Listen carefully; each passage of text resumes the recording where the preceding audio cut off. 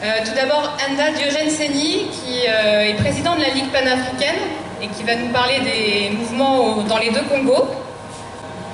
Alors, Anda Diogène Seni, bonjour, vous êtes d'origine congolaise. Oui, en effet. Vous êtes président de la Ligue. Oui. Est-ce que vous pourriez revenir avec nous sur les luttes dans les deux Congos? D'accord. Dans les années 60. D'accord. En tout cas, merci beaucoup.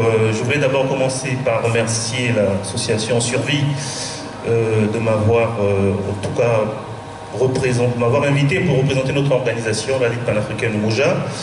Remercier le public qui s'est déplacé sous ce froid pour venir partager ce moment d'échange et aussi les militants de la Ligue panafricaine Umoja qui sont là, qui sont venus aussi pour nous accompagner.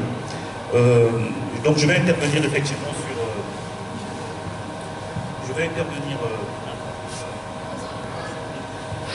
Je vais intervenir effectivement sur le panafricanisme et l'histoire des indépendances dans les deux Congos, parce que deux fois on a tendance à les séparer, un peu comme la colonisation l'a fait. Et donc dans un premier temps, je parlerai un peu de la figure de Patrice Lumumba, parce que la tragédie du Congo démocratique aujourd'hui n'est pas comprise lorsqu'on ne comprend pas ce moment fondateur qui a déclenché tout ce chaos, en fait, qui n'est que la continuité de cette époque. Des liens entre les deux pays, je dirais plutôt les liens entre les deux villes qui sont des deux côtés du fleuve Congo. Et puis je parlerai de la Ligue panafricaine Umoja, qui est l'actualité. Ce sont un peu les épigones, c'est-à-dire que les successeurs de tous ceux qui ont ouvert la voie, en quelque sorte. En tout cas, l'histoire du Congo, dit Kinshasa ou dit belge pour l'époque, a été une onde de choc terrible, parce que quand on n'a pas saisi l'importance de cette zone, on a du mal en fait à comprendre beaucoup de choses. Il faut comprendre que le Congo belge, en quelque sorte, c'est pas un pays, c'est un sous-continent en gros. C'est un sous-continent qui a d'innombrables richesses, qui représente en tout cas le 11e pays au monde en termes de superficie, qui a à peu près 2 600 000 km² de superficie, et donc c'est pas rien. Et ce pays, pour situer les choses, il faut savoir que en termes de potentiel, au tournant des années 60, donc autour des indépendances, c'est un pays qui était le premier producteur de cobalt, déjà. C'était le 4e, je crois, en tout ce qui est cuivre, tout ce qui est manganèse et tout. C'est-à-dire que l'industrie mondiale, alors qu'il n'y avait pas d'industrie sur le continent africain à ce moment-là, donc l'industrie mondiale prenait en tout cas son énergie, sa force dans cette zone. Ce qui fait que l'indépendance de ce pays a été un grand enjeu, déjà pour l'économie internationale à l'époque, ainsi de suite. Donc, il faut remarquer que en 1885, par exemple, qui est un tournant historique important, puisqu'il y a la conférence de Berlin, le Congo belge, reconnu par les puissances d'alors, c'est-à-dire les puissances coloniales qui se réunissent pour se partager l'Afrique, le Congo démocratique, aujourd'hui comme on l'appelle, est donc reconnu comme propriété personnelle, y compris ses habitants, comme main-d'œuvre corvéable à merci, d'un des plus cyniques et barbares, je dirais, entrepreneurs coloniaux de l'époque. C'est Monsieur Léopold Saxe-Cobourg, c'est-à-dire qui avait un autre métier, Léopold II, donc le roi d'un pays qui s'appelait la Belgique, ce pays qui lui-même était 80 fois moins grand que sa propriété personnelle, qui est le Congo belge à l'époque. Et donc en 1885, Léopold II est le propriétaire de ce territoire. Il en abuse, il tire les fruits de la façon la plus terrible, par tout ce que vous pouvez imaginer, les travaux forcés, les mains coupées. Donc de 1885 à peu près à 1908, donc après avoir joui pendant 20 ans tout seul de ses richesses, et que les besoins des investissements étaient de plus en plus importants, il va associer l'État belge en fait à récupérer ce cadeau, on va dire, parce que tout seul et sa famille ne pouvons plus l'exploiter, c'est trop grand. L'État belge va récupérer ce cadeau. Il faut bien remarquer que c'est par un vote au Parlement belge que l'État belge va accepter de prendre le Congo pour continuer l'œuvre coloniale.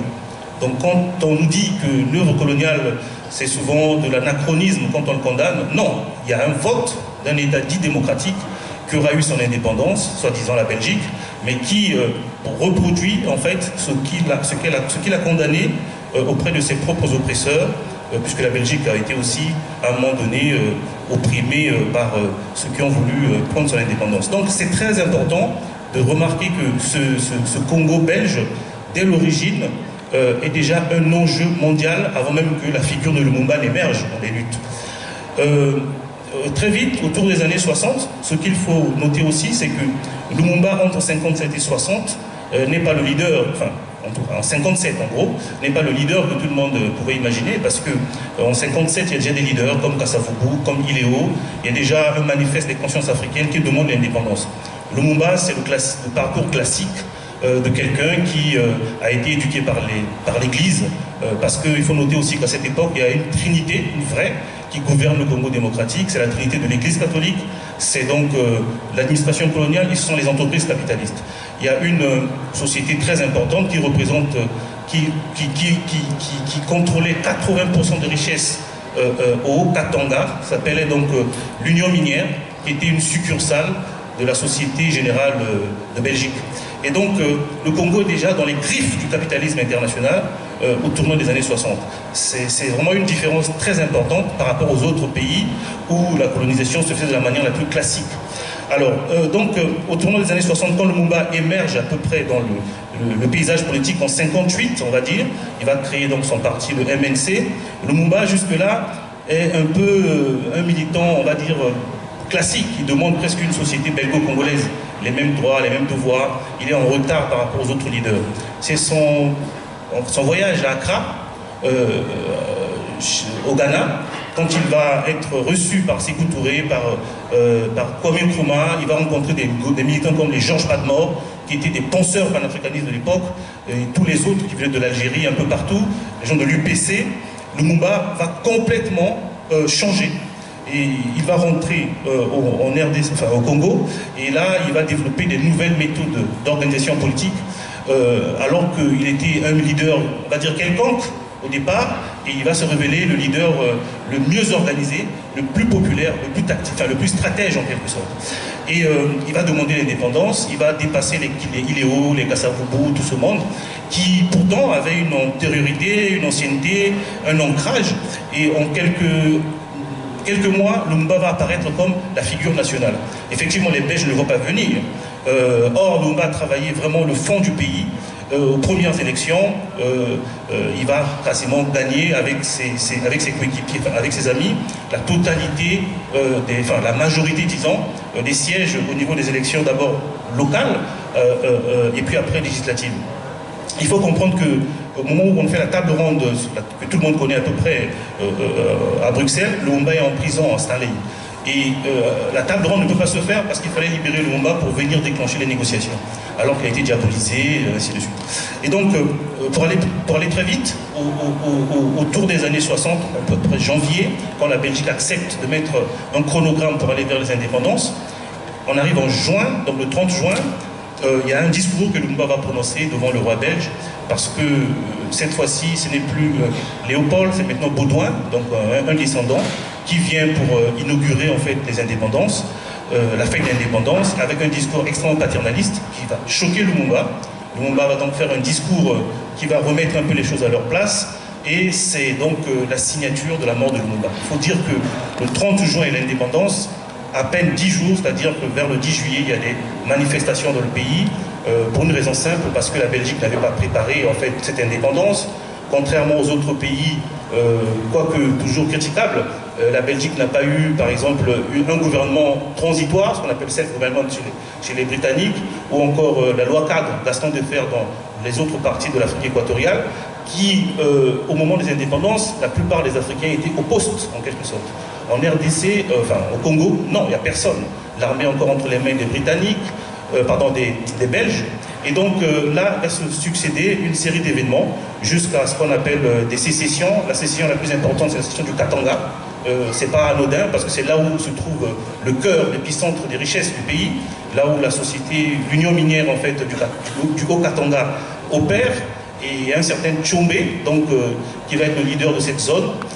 Lumumba va se battre, l'ONU va intervenir, c'est la première fois que l'ONU intervient sur le continent africain. L'ONU n'arrive pas à éteindre le feu, les Belges envoient des troupes Congo démocratique. Et il y a une coalition qui va se mettre en place, on reviendra dans les débats là si vous voulez bien. Cette coalition, c'est donc la Belgique, les États-Unis et la France. Le Congo-Brazzaville à côté est aussi en soutien contre Lumumba. Donc une coalition va causer la mort de Lumumba, la mort de la manière la plus atroce possible, puisque Lumumba a été mis dans de l'acide. On a carrément mis dans de l'acide pour le faire disparaître au Katanga, puisque c'est au Katanga que la mort de Lumumba est intervenue. On l'a assassiné le 17 janvier 1961, et c'est en fait, on va dire, le moment fondateur des crises et du chaos de ce pays. Jusqu'aujourd'hui, ça continue. Les mouvements se sont levés dans ce pays, les leaders sont apparus, jusque-là, rien ne s'est fait. Alors, dans cette présentation, je voulais surtout montrer le lien avec le Congo-Brazzaville. Parce qu'au moment où il y a l'affaire Lumumba, le Congo-Brazzaville accède aussi à son indépendance. Le 15 août 1960. Le 15 août 1960, le Congo-Brazzaville est dans le même, on va dire, événement que la Centrafrique, le Gabon, le Tchad, et ainsi de suite, puisque c'est un peu le même processus qui a conduit aux indépendances. La mort de Lumumba en 61 va remettre en cause, va faire prendre conscience à tous les militants, des militants pour la libération des pays africains, que l'Occident n'était pas prêt à céder. Malgré les cérémonies d'indépendance, l'Occident gardait toujours la main. En fait, Lumumba, pour avoir été confronté à l'industrie minière qui l'a fait tuer, a fait prendre conscience à tout le monde qu'il ne fallait pas se contenter juste des formules, juste des cérémonies, il fallait obtenir vraiment l'indépendance. C'est dans ce cadre que va intervenir la révolution 63 du Congo-Brazzaville, qui a plusieurs explications, mais il faut dire aussi que l'affaire Lumumba a été tellement une déflagration dans le monde entier que le Congo à côté ne pouvait pas être, comment on appelle ça, rester insensible. Et donc il y a une jeunesse qui va se lever, qui va soutenir la révolution de 63.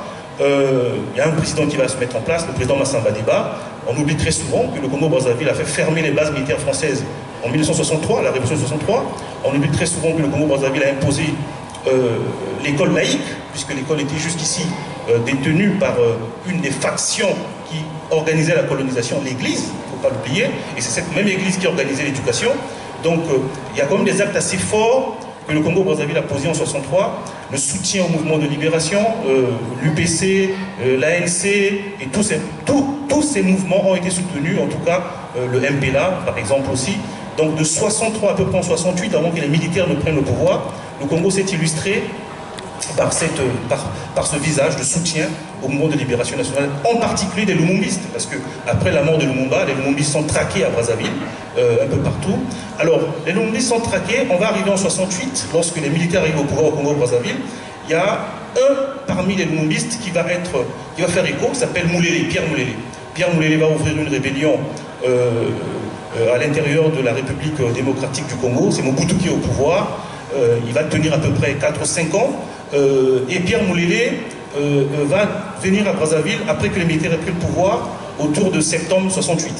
Il vient pour voir les militants lumumbistes. La version officielle, c'est que Moulélé était fatigué de la rébellion parce que Mobutu avait lancé un appel à l'armistice, donc il revenait pour demander au Congo-Brazzaville d'entamer les négociations pour qu'il rentre au pays.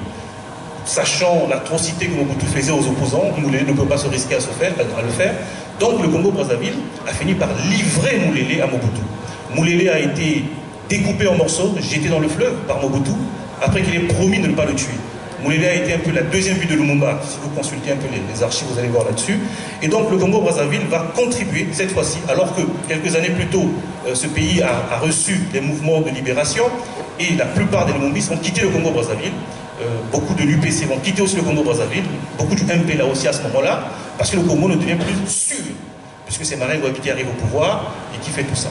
En 72, les révolutionnaires congolais, ceux qui étaient avec ceux qui ont fait la révolution, les jeunes, en 63, dans Ange Diawara, vont monter un mouvement. Ils sont dans le pouvoir, mais ils vont contester les militaires, ils vont développer toute une théorie qu'on appelle l'obumitrie, oligarchie bureaucratique militaro-tribale, pour expliquer que les militaires qui étaient au pouvoir, qui s'habillaient sous les manteaux marxistes, étaient des tribalistes et des agents de l'impérialisme. Et donc ils vont être aussi pourchassés, ce groupe-là de Ange Diawara. Ange Diawara va traverser de l'autre côté de la RDC pour prendre, enfin du Congo démocrate, Congo-Kinshasa, pour prendre refuge, et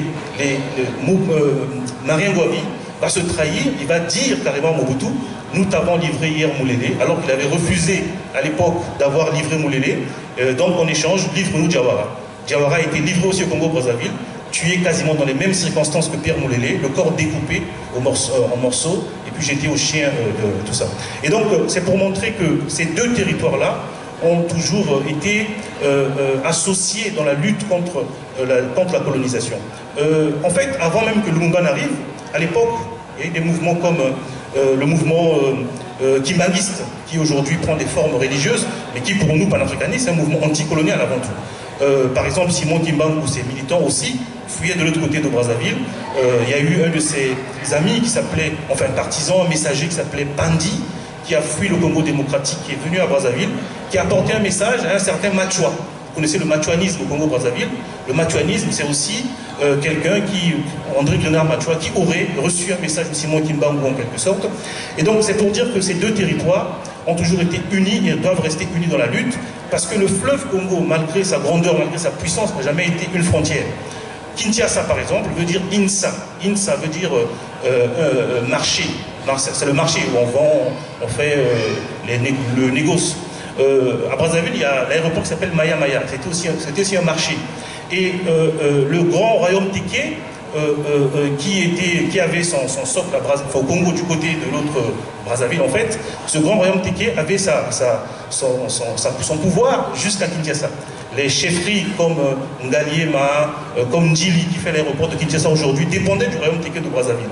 Et donc, les deux populations traversaient au gré, au niveau du cours moyen du fleuve, parce qu'on appelait le Congo moyen, du cours moyen du fleuve, par rapport à ce royaume Téké. Vers le cours inférieur, le royaume Congo aussi s'étendait du côté du Congo-Kinshasa, de l'Angola et du Congo-Brazzaville. Donc c'est la colonisation qui finalement a fait de ce fleuve une frontière. Ça n'a jamais été une frontière. Et c'est pour noter simplement que dans cette zone, les luttes, depuis même la pénétration coloniale, les mouvements de résistance ont toujours considéré toute cette zone comme leur territoire naturel. Et effectivement, c'est le partage d'abord de Berlin, de 1985, et l'imposition des frontières qui fait que ces territoires sont considérés comme des territoires opposés. L'actualité navrante que certains ont dû suivre, la toute dernière, le Congo-Brazzaville avait fait une opération Bater Bakolo pour chasser les gens de RDC du Congo-Brazzaville. Je ne sais pas si vous avez vu ces informations-là, de la façon la plus atroce, alors que c'est la même famille, c'est le même peuple en quelque sorte. Et donc pour en venir... oui, voilà, donc pour en venir aux luttes d'aujourd'hui, c'est que tout ceci nous appelle à réfléchir sur la notion du panafricanisme. Parce que le panafricanisme, c'est, on va dire, l'une des, en tout cas les idéologies qui s'inspirent de l'expérience historique, de la culture et de l'histoire propre des Africains, sans se fermer, bien entendu. Ça remonte depuis la révolution haïtienne, un peu plus loin encore, jusqu'aux indépendances, et son discours s'est adapté au gré des circonstances, parce que quand vous regardez l'état actuel du continent africain, les propositions des Nkrumah, des Lumumba de créer un grand état africain sont toujours là. Que vaut un pays comme le Congo-Brazzaville avec 2, 5, 6 millions d'habitants face à la Chine? Que valent des pays africains face à des états continents comme l'Inde, nucléaire, face à la Russie, nucléaire, face aux États-Unis, plus de 50 États réunis, face à l'Union européenne, qu'on le veuille ou non, qui s'organise dans tous les cas, nucléaire plusieurs fois. Que valent ces pays-là aujourd'hui dans ce monde? C'est pour ça que les panafricanistes que nous sommes, donc nous avons créé une organisation qu'on appelle Ligue panafricaine Umoja. Nous voulons redonner au panafricanisme toute sa vigueur idéologique et que le panafricanisme rejoigne le champ politique. Parce que finalement, toutes les démocraties des années 90 souffrent d'une chose, d'une idéologie. Et cette idéologie manque. C'est pas tout de voter. Vous pouvez voter pour vous faire tuer vous-même. il faut savoir pourquoi on vote. C'est pourquoi nous proposons le panafricanisme. Nous sommes en train de nous implanter dans plusieurs pays africains. D'ailleurs, je serai au Bénin du 28 février au 3 mars pour aller inaugurer le siège de la Ligue panafricaine du Bénin. Nous sommes en train de nous implanter partout pour que le panafricanisme rejoigne le champ politique, parce qu'on ne peut pas parler des États-Unis d'Afrique, on peut parler de la diplomatie commune, de la monnaie commune, de l'identité, de la circulation dans le territoire africain sans politique. Or, les panafricanistes ont été exclus de la façon la plus abjecte du champ politique. C'est le cas de Lumumba, c'est le cas de Sankara et de tous ces leaders. Il faut y revenir d'une manière ou d'une autre. Il faut travailler à y revenir. Parce que si on ne travaille pas pour revenir dans le champ politique, ben en tout cas, nous allons connaître des lendemains encore difficiles. Merci.